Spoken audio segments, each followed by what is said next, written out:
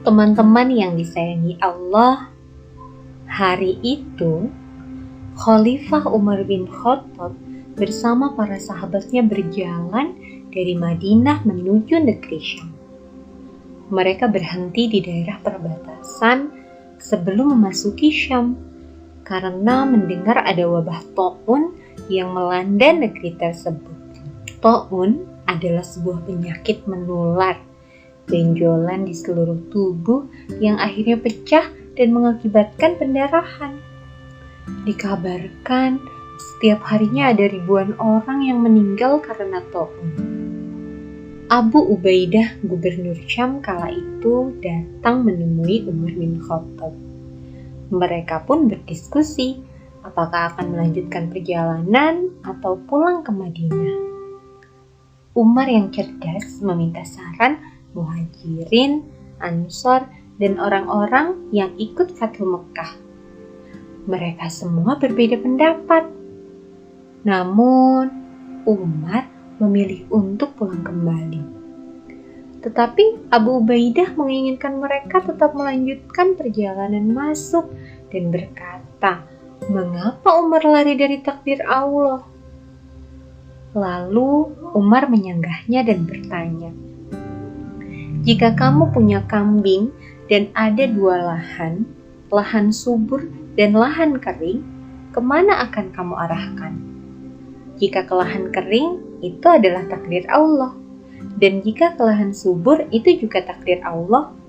Sesungguhnya, dengan kami pulang kembali, kita hanya berpindah dari takdir satu ke takdir yang lain."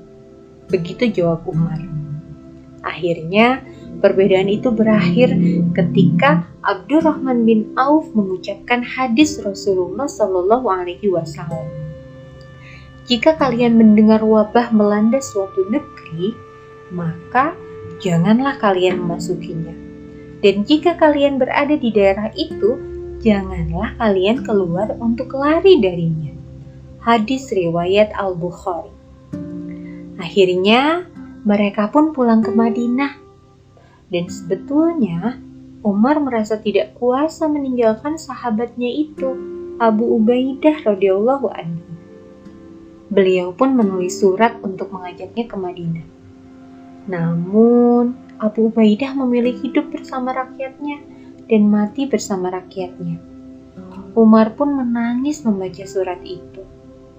Dan bertambah tangisnya ketika mendengar Abu Ubaidah, Mu'adz bin Jabal, dan sahabat-sahabat mulia lainnya meninggal karena wabah Ta'un di negeri Syam.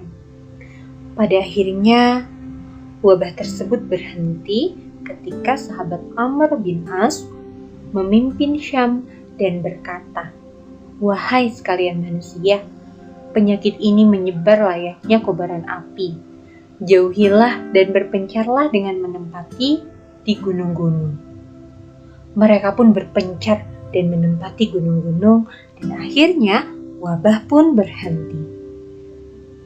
Begitulah kisah wabah, sebuah penyakit yang pernah terjadi di zaman sahabat, hingga mewafatkan setengah penduduk negeri Syam. Teman-teman yang disayangi Allah, marilah kita berdoa sebagaimana doa yang diajarkan oleh Rasulullah untuk menghadapi virus corona ini. Allahumma inni a'udzubika minal barosi wal jununi wal juzami wa min sayyi'il asqami.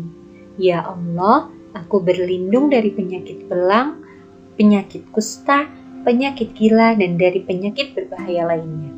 Semoga kita semua dapat terhindar dari penyakit-penyakit berbahaya tersebut.